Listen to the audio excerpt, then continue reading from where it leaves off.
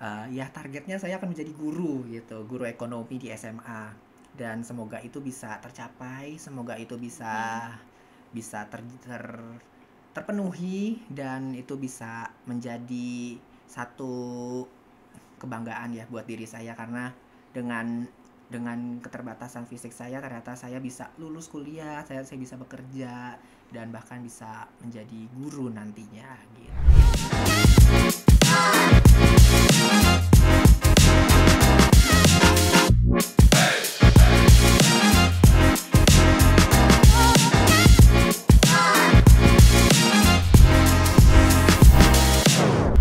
Halo, kembali lagi di podcast Sehati, Senyum Sehat Anak Indonesia. Nah, perkenalkan, aku Akila Nusyarani sebagai brand ambassador kampus YKI, dan kali ini saya akan menjadi host. Nah, kita kedatangan tamu yang sangat inspiratif.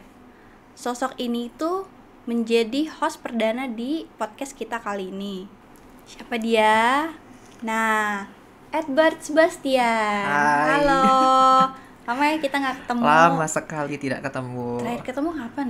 Terakhir Jogja. ketemu, iya, pas kita ke Iya, Jogja, waktu betul. roadshow ya? Yes. Ya. Nah, jadi Edward ini tuh dia pejuang hebat tahun 2022. Di sini kita akan menggali seputar dirinya dan berbagai macam cerita inspiratif tentang kehidupannya Edward. Edward, boleh diceritain nggak awal mulanya terdiagnosa dan selama menjalani pengobatan hingga bisa menjadi seperti sekarang itu gimana ya? Boleh. Jadi sebelumnya saya Edward Sebastian. Saya tadi sudah dikenalkan dengan Akila bahwa saya seorang pejuang hebat YKI tahun 2022, dan kali ini saya berkesempatan untuk menjadi narasumber ya. Tadi sudah diceritakan sama Akila kalau ternyata saya ini host perdana ya. Jadi sekarang gantian posisi kita.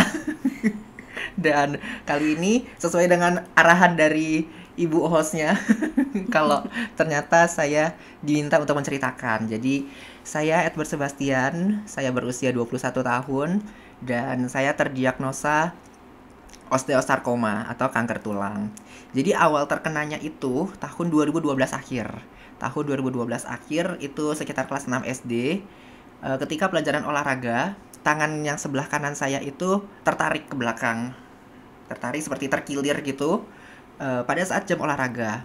Dan pada saat itu memang terasa nyeri di bahu sebelah kanan, tetapi karena saya berpikir saat itu hanya nyeri biasa aja, jadi nanti juga akan sembuh dengan sendirinya kayak nyeri-nyeri yang lain gitu. Kalau kita tidur bakal hilang. Dan ternyata enggak. Ternyata hampir 2 minggu, 3 mingguan ternyata tidak menghilang nyerinya, justru malah semakin bertambah. Dan malah aktivitasku itu terganggu dan dominan menggunakan tangan kiri, buka pintu, kemudian makan itu dominan tangan kiri, sampai akhirnya ditanya, kenapa kok tangan itu dominannya tangan kiri, nggak biasanya.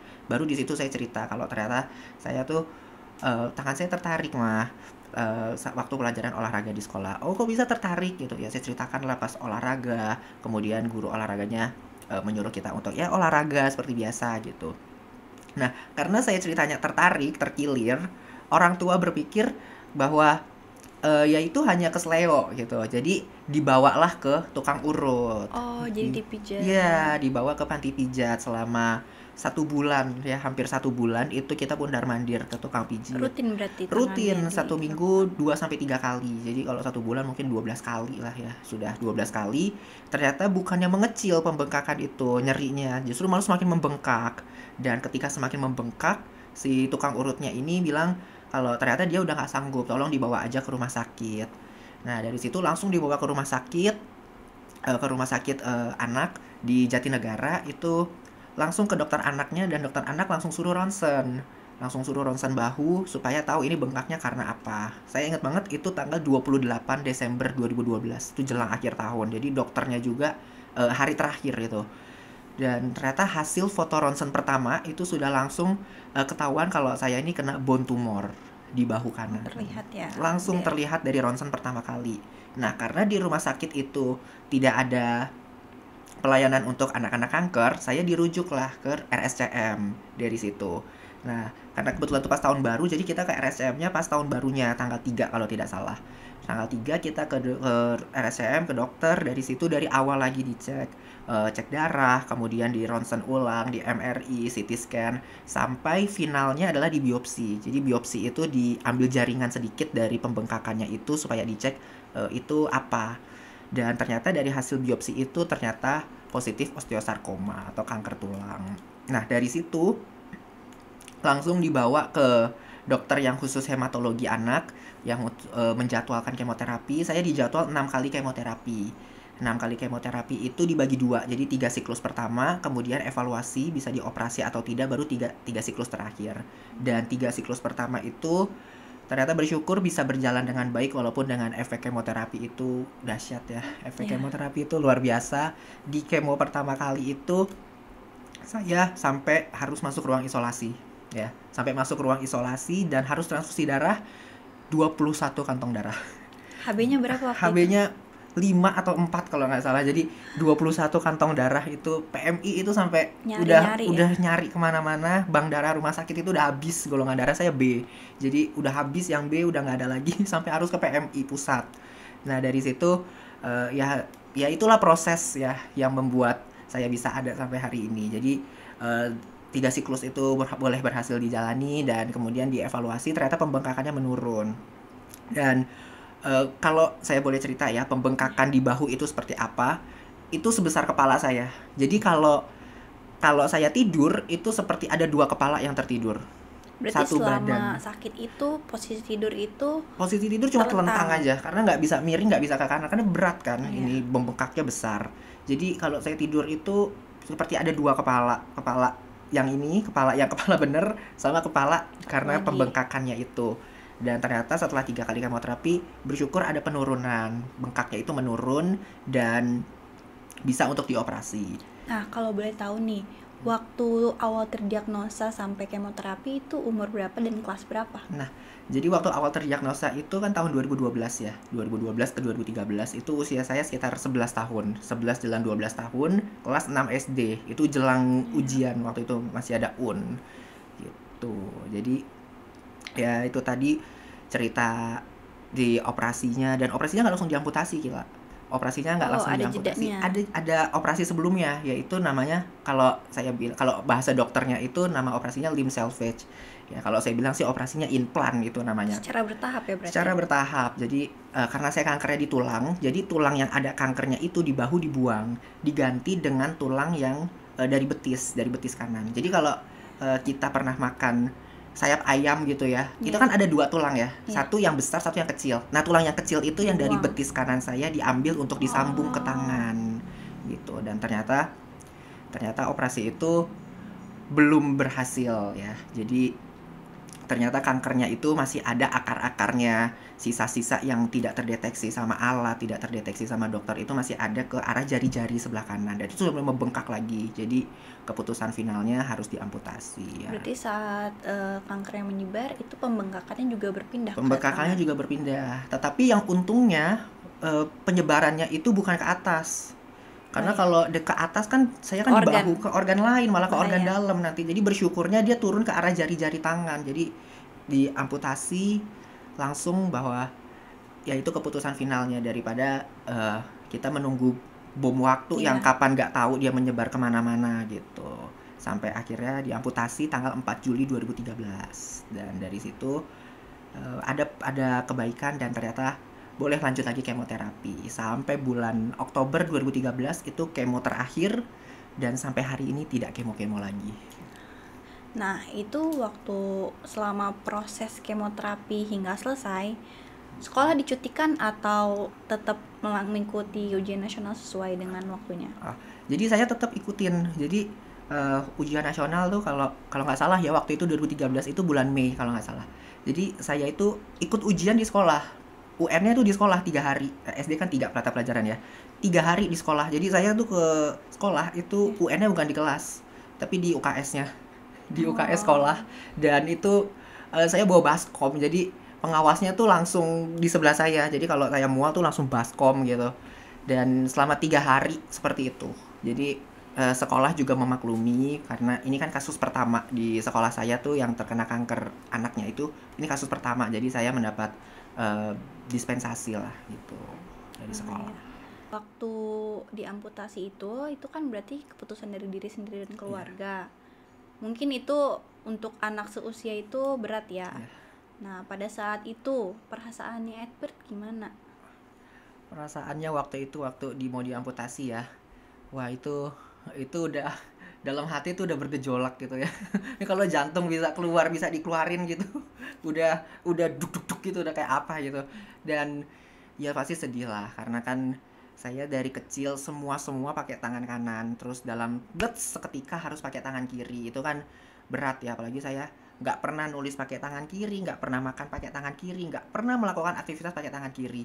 Jadi begitu disuruh amputasi gitu ya sangat berat lah, pasti sangat berat. Dan dalam hati ini nangis ya, cuma bisa nangis aja. Waktu selesai di operasi juga itu cuma nangis aja, keluar dari kamar operasi saya sadar obat biusnya habis, cuma nangis aja. Karena apa? Karena saya megang sini berasanya masih ada. Jadi ini yang uniknya nih ya, sekalian cerita. Jadi kalau orang diamputasi itu, tangannya setelah amputasi itu tangan berasa masih ada. Jadi kalau saya pegang itu, saya kayak berasa masih pegang tangan saya. Jadi kalau kalau karena masih masih mungkin saya nggak tahu ya dunia kedokterannya, mungkin saraf-sarafnya masih hidup atau gimana gitu. Jadi kalau berasa itu saya berasa gatel gitu, saya gatel, saya garuk padahal yang saya garuk tuh bukan tangan, udah nggak ada, mungkin Berarti entah kalau baju misalnya atau apa mau gitu. ngegerakin tangan kanan kayak menggerakkan Iya, ya. seperti ada yang menggerakkan, seperti gerak padahal nggak ada gitu. Jadi ya itu cerita pasca amputasi ya. Jadi saya kalau garuk tuh minta garuk-garuk, padahal garuknya bukan di tangan, di punggung gitu. Jadi berasanya ada tangan, padahal nggak ada gitu. Ya itu, jadi pasca operasi ya cuma bisa nangis aja, cuma bisa sedih aja. Tapi saya bersyukur punya keluarga, punya orang tua, punya kakak adik yang selalu mendukung, selalu memberikan semangat kalau keterbatasan fisik itu bukan berarti dunia itu runtuh, bukan berarti dunia itu hancur. Justru dengan adanya ini bisa kita bangkit kembali, justru kita bisa membuktikan kalau saya itu bisa loh dengan keterbatasan fisik yang ada. Tuh, Nah, jadi waktu itu kan berarti proses penerimaan dirinya juga panjang ya. panjang. Gimana membiasakan diri sampai akhirnya bisa lancar menggunakan tangan sebelah kiri? Jadi awal ceritanya itu di rumah sakit ya, masih di rumah sakit. Semua proses yang dari tadi saya cerita itu di rumah sakit ya. Jadi di rumah sakit itu dokter-dokter juga datang, dokter-dokter juga cukup memberikan semangat gitu. Dan saya di situ justru melatih tangan kiri. Saya nulis pakai tangan kiri. Tangan kiri keriting semua, tulisannya nggak kebaca gitu. Saya nulis angka 2 malah jadinya bererot kemana-mana, nggak jelas tulisannya.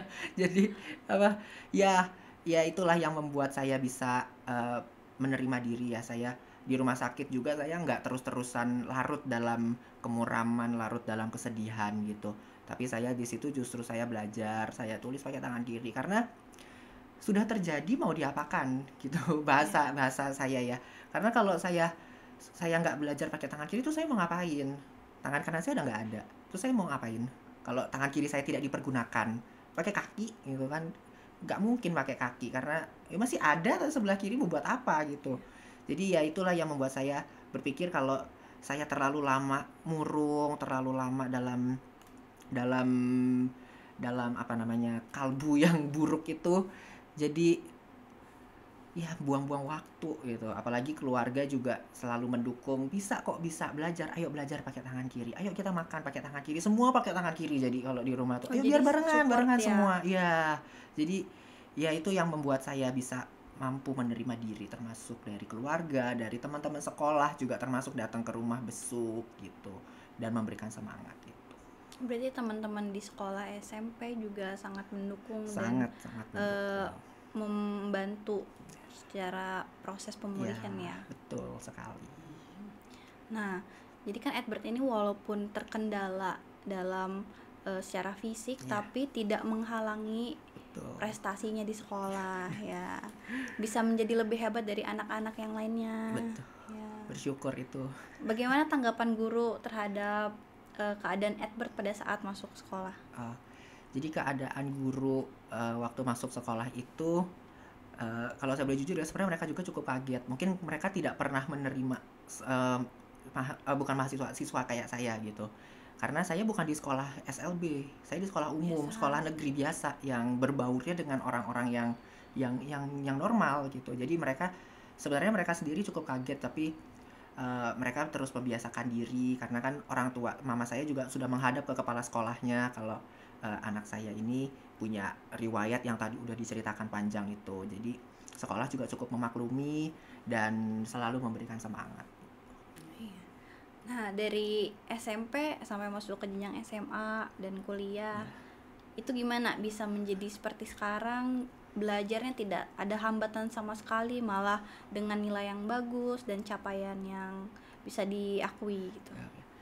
Jadi waktu mau masuk SMA itu ya saya ujian nasional seperti biasa ya. Saya tidak ada perlakuan istimewa di sekolah. Jadi ujian satu ruangan dengan yang lain 18 orang ujian, ya udah saya di situ ruangannya. Tidak ada perlakuan yang istimewa, tidak ada perlakuan yang dikhususkan untuk saya gitu. Mungkin ada, tapi nggak, kalau orang lihat kasat mata tuh nggak akan berasa gitu. Tapi ada perlakuan khusus yang cuma saya sendiri yang bisa merasakan gitu. Di sekolah saya belajar itu bukan tanpa halangan, sangat banyak halangannya ya. Tetapi balik lagi, teman-teman di SMP, teman-teman di SMA itu sangat mendukung saya. Apalagi kalau saya kan kebetulan SMA-nya IPS. Jadi kalau ada garis-garis menggambar gitu, saya minta tolong sama teman saya, tolong dong bikinin garis-garisnya. Nanti saya tinggal coret-coret aja, nanti saya tinggal lanjutin. Jadi dan mereka selalu menolong gitu, mereka selalu membantu bikinin garisnya sampai buku gambar itu. Kalau saya minta tolong, ini dong tolong di apa namanya, kalau mau ngumpulin sekalian gitu ya, mereka selalu membantu gitu. Jadi itu yang membuat saya bisa termotivasi kalau di sekolah itu saya punya teman-teman yang sangat mendukung saya. Jadi kalau saya terus uh, menanamkan dalam pikiran saya kalau teman-teman saya tidak mendukung tuh, itu saya membohongi diri saya sendiri, karena saya merasakan teman-teman saya di SMA khususnya itu sangat mendukung saya, sangat menyemangati saya juga gitu. Jadi banyak hal positif yang terjadi setelah Banyak semua sekali, itu. banyak sekali. Ya, jadi ketika kuliah sendiri kan dapat beasiswa ya dari Oh ya, Yayasan aduh, Kanker Anak betul Indonesia sekali. karena sangat berprestasi, IPK-nya juga bagus ya. Sekarang kesibukannya apa nih? Nah, sekarang saya masuk ke kampus itu angkatan 2020 dan tidak terasa saya sudah masuk semester 6 sekarang. Dan karena sudah masuk semester 6, itu saya sudah jadwalnya untuk PKL, jadwalnya magang. Dan dari bulan Januari kemarin, dari bulan Desember, malah Desember 2022 itu saya sudah mulai cari-cari tempat magang di mana yang bisa menerima mahasiswa magang, khususnya untuk mahasiswa yang punya disabilitas lah gitu. Kalau di luar sana itu sebutnya disabilitas. Mereka nerima atau enggak, itu saya sudah cari-cari di mana-mana gitu. Dan sempat waktu itu terpikir sama saya, kalau saya sampai jadwal saya magang saya nggak dapat tempat magang, saya magang di YKAI. Sempat terpikir itu karena waduh Karena ini, terikat dengan iya YKI, jadi betul, ya sudah. ya sudah, saya turut membantu YKAI saja gitu. Hitung-hitung kan saya mendapat beasiswa YKAI, beasiswa penuh. Jadi kalau saya Balas budi, membantu. ya betul, jadi membantulah gitu. Sempat terpikir itu, tapi ternyata sebelum jadwal saya magang saya sudah dapat panggilan dari BKKBN, Badan Kependudukan dan Keluarga Berencana Nasional. Memang kalau orang lihat agak nggak sesuai sama jurusan saya. Saya jurusan pendidikan ekonomi, latar belakang saya ekonomi. Tapi kok masuknya di BKKBN, di KB gitu, Keluarga Berencana. Nah, saya bukan di bagian KB-nya, bukan di bagian yang reproduksinya, bukan. Ya. Jadi saya di bagian yang keuangannya, saya di bagian accountingnya. Jadi saya yang ngecek dokumen pengadaan, Bisa realisasi dibilang tim kontrak. audit ya. Iya, betul, di bagian direktoratnya gitu. Jadi bersyukur ternyata bulan Januari kemarin dapat panggilan dari BKKBN kalau saya bisa magang di situ sampai bulan Juni nanti. Oh. Nah, orang-orang kantor gimana tuh waktu pertama kali masuk dan membantu mereka dalam pekerjaannya? Jadi saya waktu daftar di BKKBN itu saya nggak bilang kalau saya disabilitas. Saya nggak kasih tahu kalau saya tuh punya keterbatasan fisik. Begitu saya datang, HR-nya kaget. Kamu disabilitas? Iya bu, kenapa nggak kasih tahu saya? Maksudnya biar dicarikan posisi yang pas gitu, yang Ya. sesuai dengan latar belakangnya. Karena kebetulan di BKKBN itu inklusif, jadi mereka juga menerima mahasiswa magang yang disabilitas gitu. Cuma kenapa nggak bilang dari awal? Maksudnya biar dicarikan posisi yang pas gitu, supaya jangan terlalu berat kerjanya gitu. Terus saya bilang nggak apa-apa bu, saya memang nggak bilang dari awal karena saya sudah terbiasa pakai tangan kiri semua, saya sudah terbiasa pakai komputer, biasa tulis, biasa kerja semua pakai tangan kiri gitu. Terus ditanya, oh iya tapi nggak apa-apa kan kerja di sini? Oh nggak apa-apa bu, udah biasa gitu. Akhirnya saya diantar lah ke ruangannya, ke ruangan di lantai 3 BKKBN. Di situ saya dikenalin sama ibu ruangannya, sama yang sekarang jadi atasan saya, Ibu Dwi namanya. Jadi saya ke situ dijelasin lah sama orang SDM-nya kalau saya disabilitas, dan ternyata di luar dugaan saya mereka menerima semua, dan mereka sangat-sangat em, mengayomi ya, karena kebetulan di ruangan saya itu orangnya tidak terlalu banyak, jadi interaksi kita lebih intensif, interaksi kita lebih lebih cepat, apa namanya, lebih cepat tersambung gitu koneksinya. Jadi saya sudah minggu kedua magang, dan bersyukur ternyata semua orang di situ baik-baik, semua orang di situ tidak tidak mendiskriminasi saya, bahkan mereka semua menerima keadaan saya gitu. Sangat welcome berarti ya. Sangat-sangat welcome. Dan bisa dirasakan kehangatannya. Betul sekali. Lingkungan positif di dalam Lingkungannya sangat positif. kantor ya. Betul. Nah, terus selain itu nih, hal apa sih yang ingin dicapai dalam hidup Edward setelah selesai menempuh kuliah? Kuliah. Jadi saya sesuaikan dengan latar belakang pendidikan saya. Saya kebetulan kuliahnya pendidikan ya, keguruan. Jadi untuk targetnya setelah saya lulus memang akan diarahkan menjadi guru. Jadi ya targetnya saya akan menjadi guru gitu, guru ekonomi di SMA. Dan semoga itu bisa tercapai, semoga itu bisa bisa terpenuhi, dan itu bisa menjadi satu kebanggaan ya buat diri saya, karena dengan keterbatasan fisik saya ternyata saya bisa lulus kuliah, saya bisa bekerja, dan bahkan bisa menjadi guru nantinya gitu. Kira-kira nih, ada nggak sih hal yang paling ingin dilakukan sama Edward tapi sekarang tuh belum bisa? Ini jawabannya serius atau enggak nih? Kalau dijawab serius, Serius? serius ya, oke. Berarti ada dua jawaban nanti ya, ada yang serius dan yang enggak ya. Nah kalau yang serius yang belum tercapai itu lulus. Belum Bentar lagi. tercapai ya. Aduh, doakan ya sahabat sehati dan Kila Ya, supaya amin. 2 semester lagi saya selesai tepat waktu, semester 8 bisa lulus dan bisa bekerja gitu. Itu yang belum tercapai. Dan kalau itu yang seriusnya ya. Nah sekarang yang agak sedikit banyolnya, yang belum tercapai, saya belum menikah. Ya, Aduh, jadi jadi pemirsa. gini. Jadi mama saya itu, saya anak laki satu-satunya di rumah.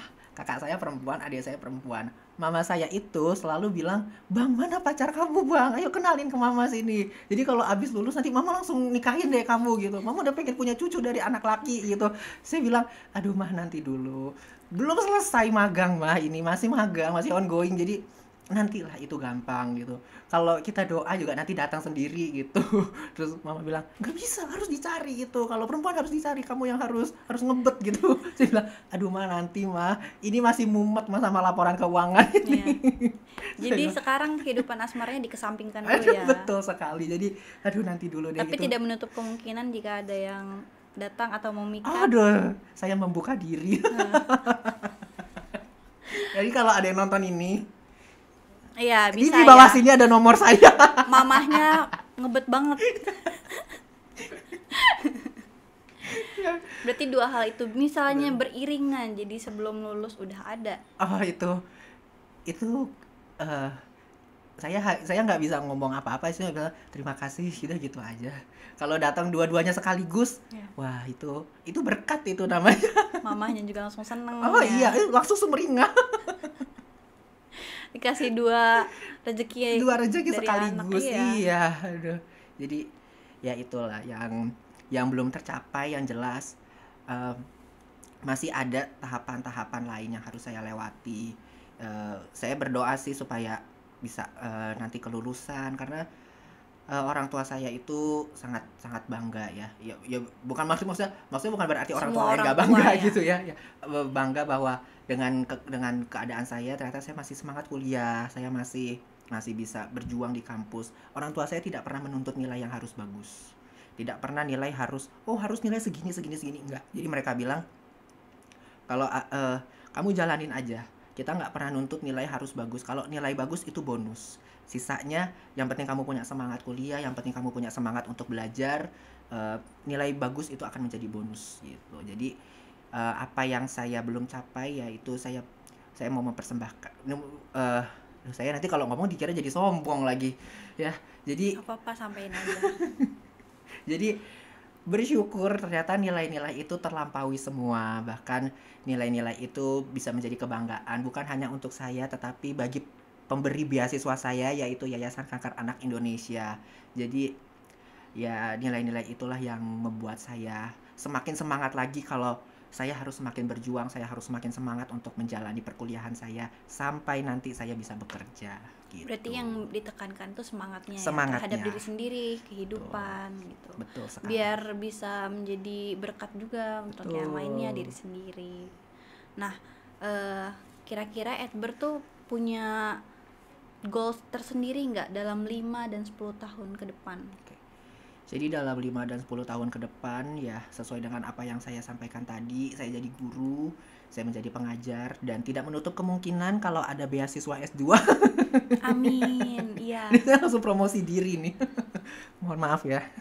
Berarti Jadi kalau misalkan nih ya, setelah S1 selesai, terus S2 ada, mau lanjut sekolah atau kerja dulu? itu mungkin kuliah sambil kerja. Ya, intinya begini, 5 sampai 10 tahun ke depan kalau ada berkat, ada jalan dan ada rezeki, saya ngambil jenjang pendidikan selanjutnya bisa jadi dosen. Karena kan sekarang dosen minimal S2 gitu. Jadi sampai 10 tahun ke depan kalau ada yang jelas saya akan jadi guru dulu karena memang dari jurusan saya memang diarahkannya akan ke situ jadi guru dan sambil mencari-cari asmaranya. Oh iya, siapa tahu dari pekerjaan nanti ketemu. Ketemu gitu. Bisa di mana aja. Di mana saja. Betul. Nah, ada nggak motivasi untuk penyemangat diri sendiri dan untuk orang lain? Jadi saya dari dulu selalu menanamkan dalam diri saya kalau saya itu masih muda. Saya tuh masih panjang lah jalan hidup saya. Waktu saya di rumah sakit pun saya selalu bilang dalam diri saya tuh masih muda. Saya tuh masih panjang harapan hidup saya. Saya bukan seperti orang orang lain yang kalau sudah kena kanker itu langsung hopeless, langsung nggak ada harapan lah, udah ya udah kita tinggal nunggu waktu aja. Oh nggak, saya bukan seperti itu. Iya. Saya orang yang saya masih berpikir jalan hidup saya masih panjang, masih puluhan tahun ke depan. Ya, jadi masih banyak hal yang harus diraih, bukan hanya untuk saya pribadi tapi juga untuk keluarga saya, untuk kakak adik saya, untuk orang-orang di sekitar saya, termasuk juga untuk YKAI. Nah, ya, jadi Edward ini pengen banget bermanfaat untuk sekitarnya Betul ya. sekali. Karena hidup ini kalau bukan bermanfaat untuk orang lain untuk apa? Kan untuk kalau bermanfaatnya untuk diri kita sendiri, sentrisnya kita buat apa gitu kan. Sementara kita kan hidup bermasyarakat dengan orang lain. Berarti bisa dibilang Edward udah menemukan tujuan hidupnya. Gitulah. Kurang lebih. Berarti kalau misalnya ditanya, apa hal yang paling bermakna dalam hidup Edward? Hal yang paling bermakna dalam hidup saya ketika saya bisa melihat orang-orang di sekitar saya yang dulu sama-sama berjuang sama saya bisa tersenyum. Termasuk keluarga saya, termasuk teman-teman saya yang dulu sampai nangis, sampai kalau di rumah sakit itu cuma bercucuran air mata aja. Ya, kita cuma bisa berdoa aja karena di situ sudah antara antara hidup dan mati gitu ya. Jadi hanya bisa mencucurkan air mata di situ, tapi hari ini saya bisa melihat mereka tersenyum, hari ini saya bisa melihat mereka tertawa. Orang tua saya, teman-teman saya, lingkungan saya bisa tertawa melihat keadaan, bisa tertawa setelah sebelumnya begitu banyak air mata yang diteteskan. Itu hal yang paling bermakna dalam hidup saya. Artinya air mata itu tidak sia-sia. Artinya air mata dan doa-doa semua yang dipanjatkan itu tidak sia-sia. Bukan berarti doa-doa yang lain sia-sia ya, enggak. Artinya doa-doa yang dipanjatkan sampai dengan hancur hati itu didengar Tuhan, dan hari ini Tuhan menjawab doa itu. Walaupun sekarang masih ada tangisan, pasti tangisan itu tangisan bangga, Betul tangisan sekali, kesenangan, dan tangisan penuh kebahagiaan. Betul ya. sekali. Adakah motivasi yang ingin disampaikan untuk orang-orang atau pejuang kanker lainnya? Baik. Jadi untuk teman-teman yang masih berjuang, yang masih ada di rumah sakit, yang masih berjuang dalam kemoterapi, operasi, dan terapi-terapi lainnya, pesan saya satu, mungkin ini klise, semua orang akan mengatakan hal yang sama, jangan putus harapan, jangan hilang semangat, tetap berjuang. Sekali lagi saya bilang, mungkin ini klise, mungkin ini jutaan orang mengatakan hal yang sama, tetapi itulah yang sebenarnya terjadi, itulah yang sebenarnya saya rasakan, itulah yang sebenarnya saya alami, bahwa semangat dari dalam diri kita yang membuat kita bisa keluar menjadi seorang survivor, bisa keluar menjadi orang yang sembuh, bisa keluar menjadi orang yang kuat, dan itu semata-mata hanya karena semangat dari kita sendiri dan dukungan dari orang lain. Jadi terus semangat berjuang dalam pengobatannya, jangan lewatin pengobatannya. Memang pengobatannya tidak mudah ya, pengobatannya sangat sulit. Prosesnya tuh panjang. Prosesnya sekali. Itu bukan melewati kerikil lagi, sudah gelombang bergelora itu sudah. Tapi proses itu yang menjadikan Edward seperti Betul, sekarang. Proses itu yang menjadikan kita kuat, proses itu yang menjadikan kita bisa keluar sebagai pemenang. Ada yang ingin disampaikan untuk YKAI, karena kan selama ini sudah mendukung Edward dari segi pengobatannya dan segi pendidikan juga, sangat banyak partisipasinya. Oke. Baik, jadi untuk Yayasan Kanker Anak Indonesia, saya sangat mengucapkan banyak terima kasih. Begitu banyak yang YKAI sudah berikan untuk saya, termasuk semangat, termasuk motivasi, termasuk dukungan lainnya, termasuk beasiswa saya selama menempuh kuliah. Harapan saya YKAI terus maju, YKAI semakin diberkati dan semakin menjadi perpanjangan tangan Tuhan untuk menolong orang-orang lain. Semangat terus YKAI, jadi berkat untuk banyak orang. Terima kasih Edward sudah meluangkan waktunya ya, walaupun sekarang sedang sibuk-sibuknya. Enggak lah, untuk YKAI tidak ada yang sibuk. Ya, selalu menyempatkan. Betul sekali. Untuk sahabat sehati, jangan lupa untuk berdonasi. Kalian bisa mengecek ke Instagramnya langsung, Yayasan Kanker Anak Indonesia. Di situ banyak informasi-informasi dan platform terkait berdonasi. Nah, terima kasih juga telah menyaksikan podcast kita kali ini, dan jangan lupa untuk terus menantikan podcast-podcast lainnya. Jangan lupa untuk subscribe, like, dan komen di YouTube kami ya. Saya Akila. Saya Edward. Kembalikan senyum sehat anak Indonesia.